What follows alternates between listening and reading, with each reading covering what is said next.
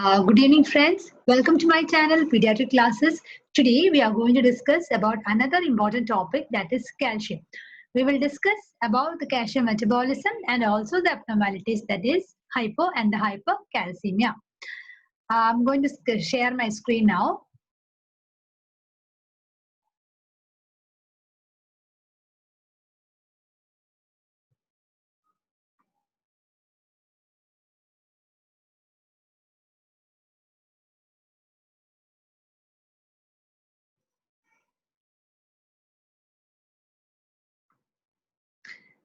So at the onset, let me thank my interns, Dr. Shaheen and Dr. Mubashira, for helping me out with the preparation of these slides.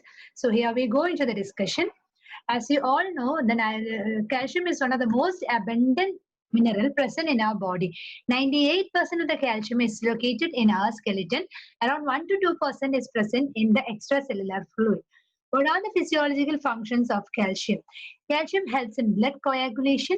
It has a role in exocytosis and endocytosis. It helps in the muscle contraction. It also helps in neuromuscular transmission. So as you can see, there are umpteen roles for the calcium in our body. So if there is any abnormalities with the metabolism of calcium, yes, we are going to have problems. So it can affect anything like a muscle contraction, neuromuscular transmission, coagulation, etc. Mainly, intracellular process is mediated through the calcium binding regulatory proteins, that is calmodulin. An important MCQ question, please note that.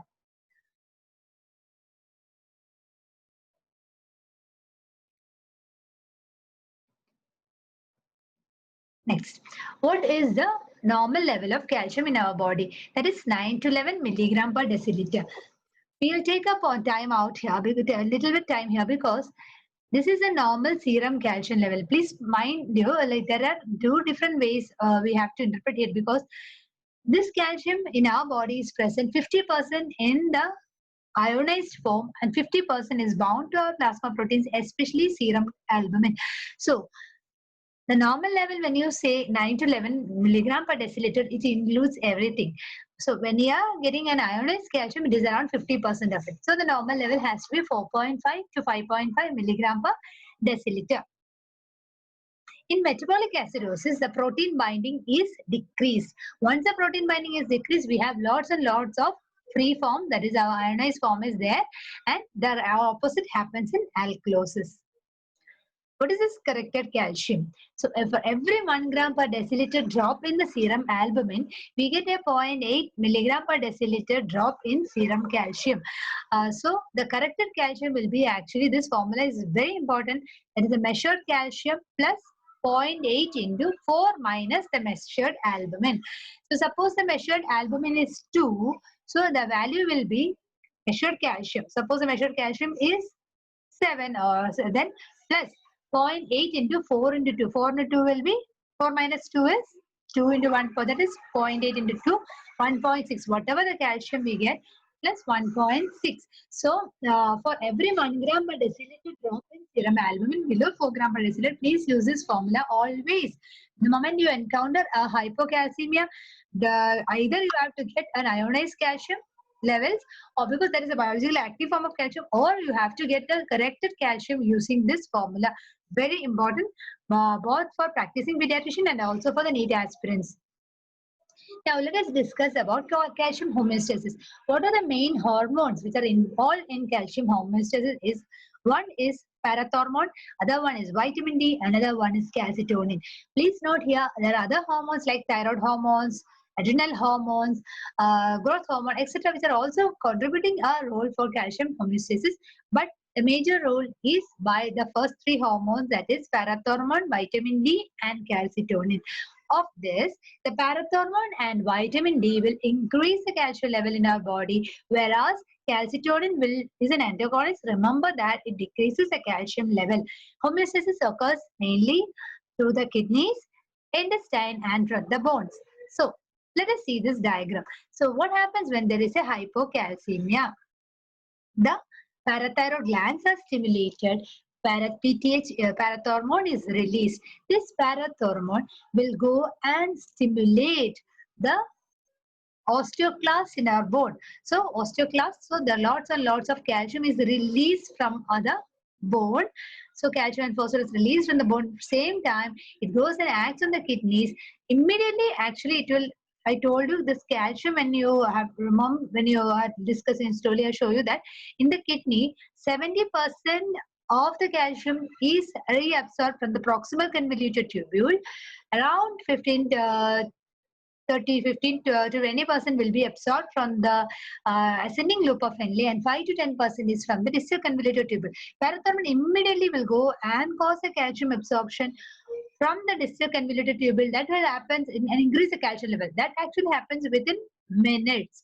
It also stimulates the alpha hydroxylase in the kidney, causes the formulation of one active form of vitamin D, that is 125 dihydroxy vitamin D, which acts on the intestine, increases the calcium and phosphorus absorption from the intestine. So please note here, the parathormone will increase the calcium level but decrease the phosphorus level. It has a direct action on the bone by increasing the osteoclastic activity. It does not have any direct effect on the gut except through the active form of vitamin D3, which increases the calcium and phosphorus absorption. It has an effect on the kidney, which actually causes increased calcium reabsorption, but it will cause phosphate excretion. Coming to the vitamin D, what does it do? Vitamin D actually suppose osteoblasts in the bone, there are not much effect.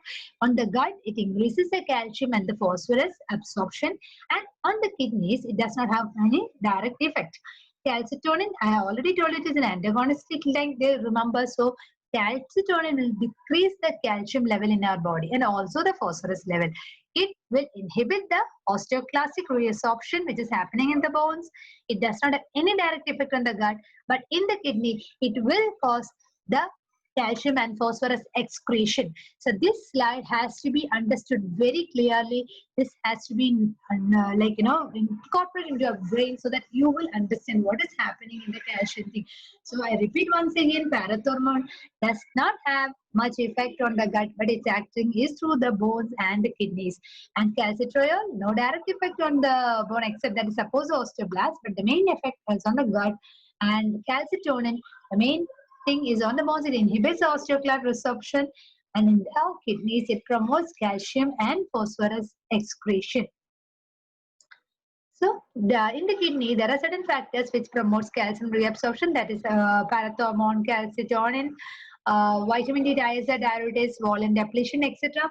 Volume expansion, increase sodium intake, diuretics like mannitol, furosemide, etc. promote calcium excretion.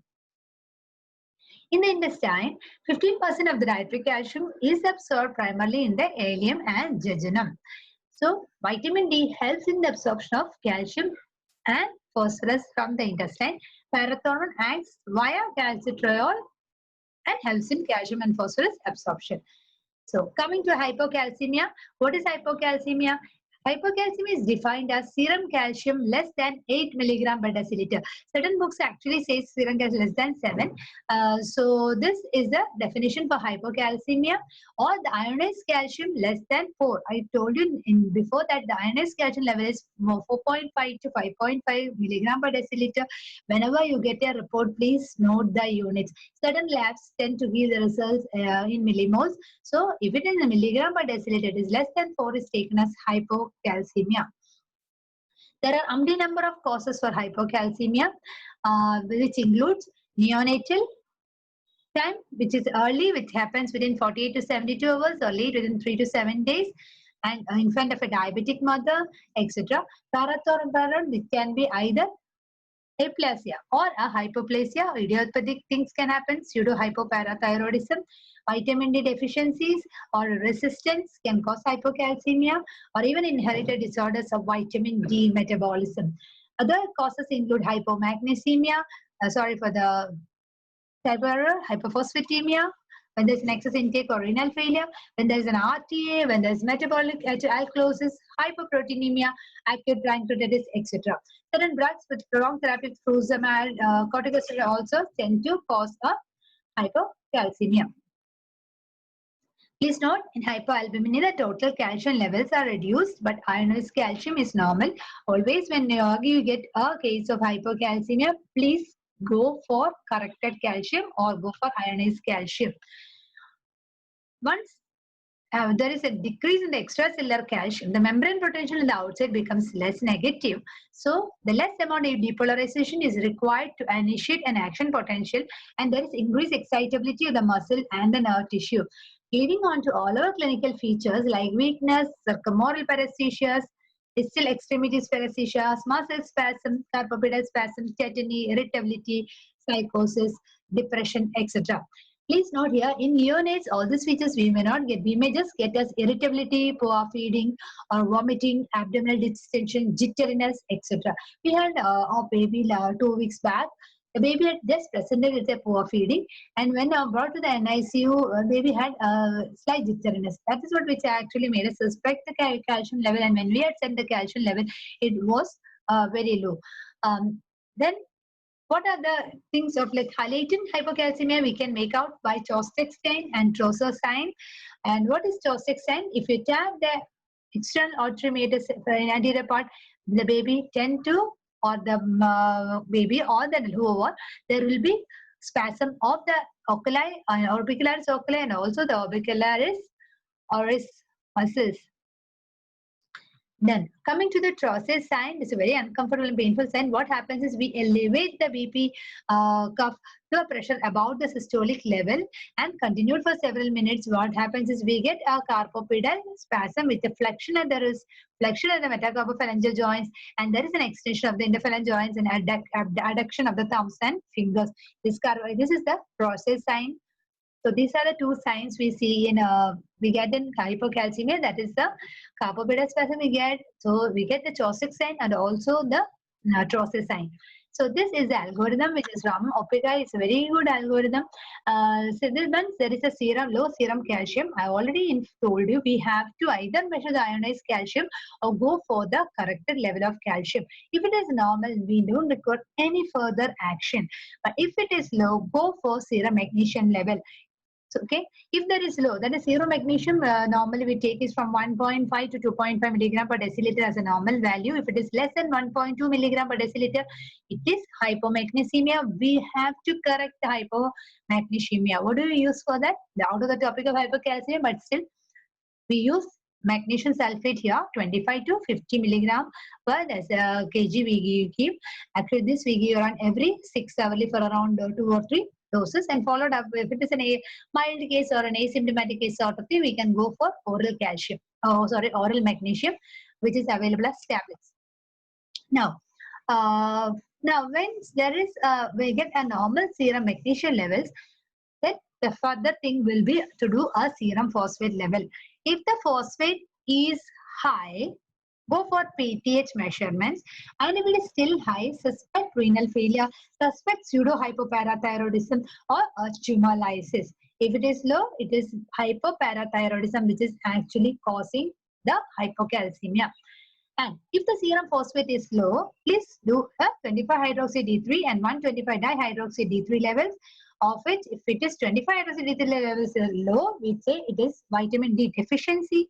If one is normal and 125-dihydroxy vitamin D3 is low, it is vitamin D dependent rickets type 1 or a renal failure, or if it is high, we take it as vitamin D dependent rickets type 2.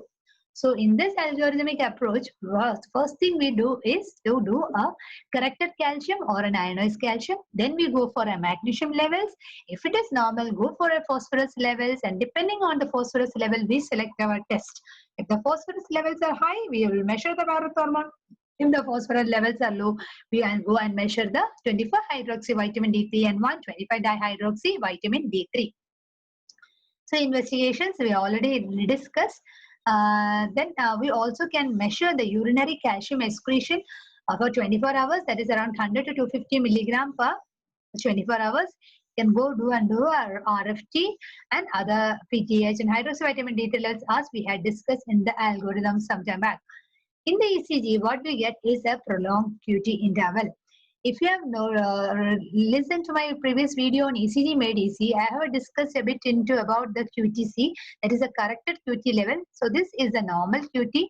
That is, what is a QT? That is from start of the Q wave to the end of the T wave is the QT interval. Corrected QTC means QT divided by root of RR. So it is normally like 0.41 to 0.44. What happens is in hypocalcemia, the QTC is prolonged. The opposite happens in hypercalcemia. So in hypocalcemia, the QTC is prolonged. Coming to the treatment of hypocalcemia, we have to manage acute management. There's a long term, and there is we have to also give vitamin D supplementation. In the acute management, our goal is to maintain the normal calcium levels of 8.6, or I have told 9 to 11 milligram per deciliter. Ionized calcium should be more than 4.5. This is what I have told. Some books use the millimoles. Please note that it's more than 1.1 to millimole per liter, and also manage the underlying illness. How can we increase the calcium level? If it is a symptomatic child, we may have to go and, like, for example, tetany, laryngospasm, seizures, etc., etc. We have to give calcium gluconate. Calcium gluconate is given in a dosage of 2 ml per kg. This is administered very slow under cardiac monitoring. One thing I have to stress here is we are using calcium gluconate. Calcium, 10% calcium gluconate means there is 100 milligram of calcium per ml, or rather 9.7 milligram of calcium is there. So what is this? Another way of giving it by using 10% calcium chloride actually. So, but this 2 ml per kg of 10% calcium gluconate is the most widely used, and we also at our hospital we always use this preparation only. Most of the hospital use this only. Okay. Initially, the calcium boluses are given every 6 hours. What are the things we have to be very careful while we giving calcium is, one thing is calcium if rapidly pushed can cause bradycardia and arrest. So we have to give it very slowly over 20 minutes. Whenever we write the orders, please write.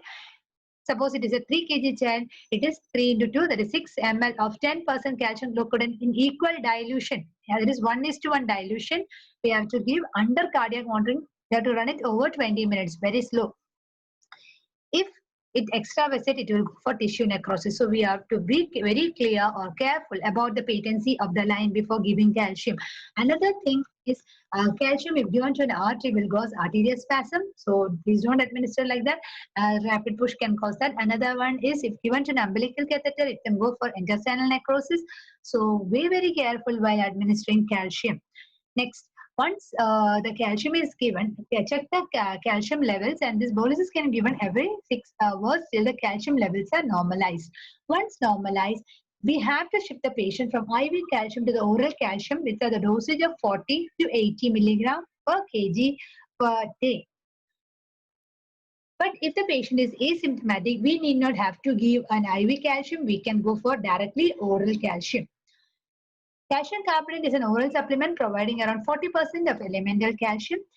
So once our acute phase is over, I told that we have to acute phase, and if it is a vitamin D, long term we have to give them calcium, we have to give them vitamin D, and if there is a renal or a liver disease, we may have to administer the active form of vitamin D, that is calcitriol.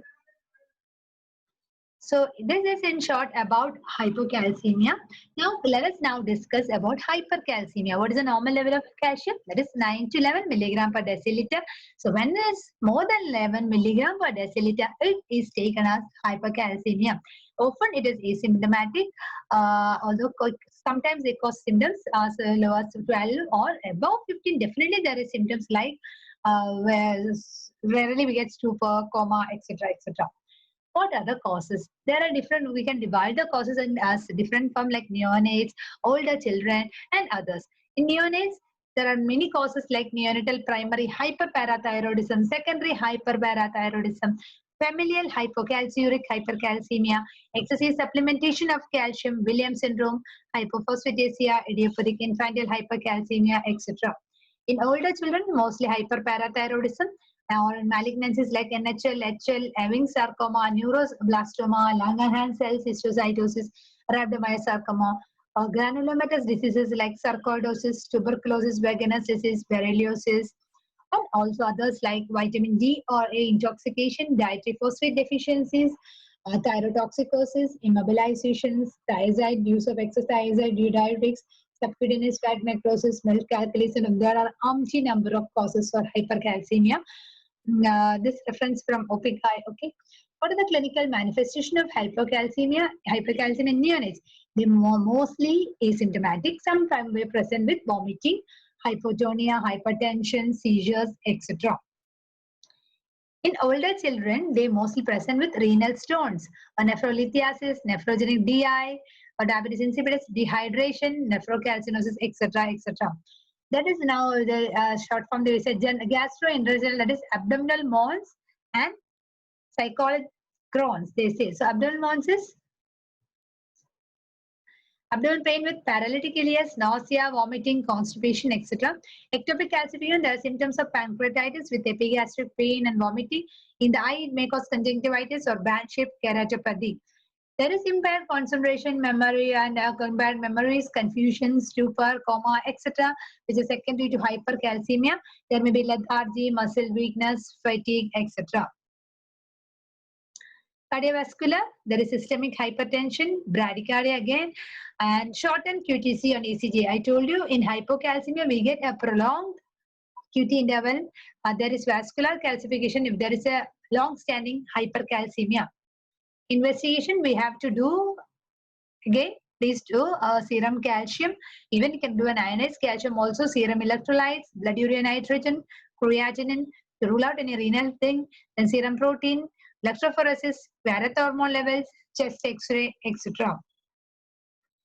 The most important way of management of hypercalcemia is by hydration. This will cause urinary calcium excretion.